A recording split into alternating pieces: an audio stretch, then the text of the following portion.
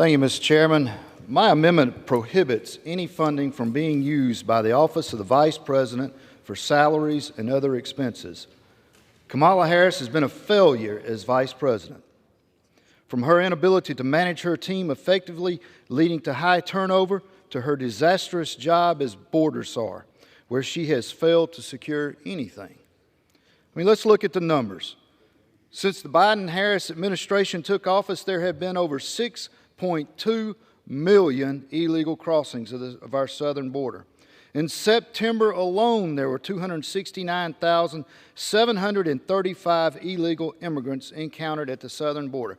That is an increase of over 300% since September of 2020. Customs and Border Protection has seized over 27,000 pounds of fentanyl just in fiscal year 23.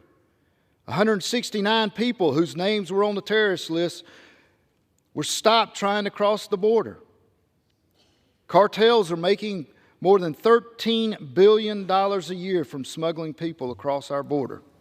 The Biden-Harris far-left border policies are to blame for this crisis. And what has this border czar done about it? Nothing. The only thing our Vice President has succeeded at is failing us and our reserve. The gentleman from Georgia reserves. Mr. Gentleman from Maryland, seek recognition. I rise in opposition, and I hope the chairman will be in opposition to this amendment. The chairman is recognized for 5 minutes. Thank you very much. There are a lot of vice presidents I haven't agreed with.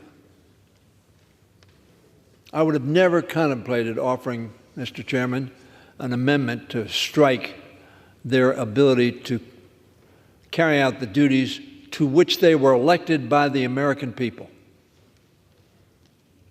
any more than I would suggest a member of Congress that doesn't perform very well or very efficiently or very effectively have their offices defunded.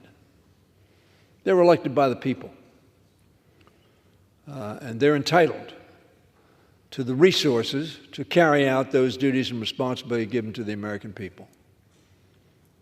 I hope this amendment is overwhelmingly rejected.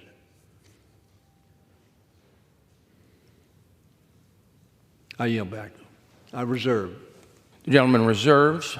The gentleman from Georgia is recognized. Yes, sir, Mr. Chairman. I think that the facts speak for themselves on our border czar, and I reserve.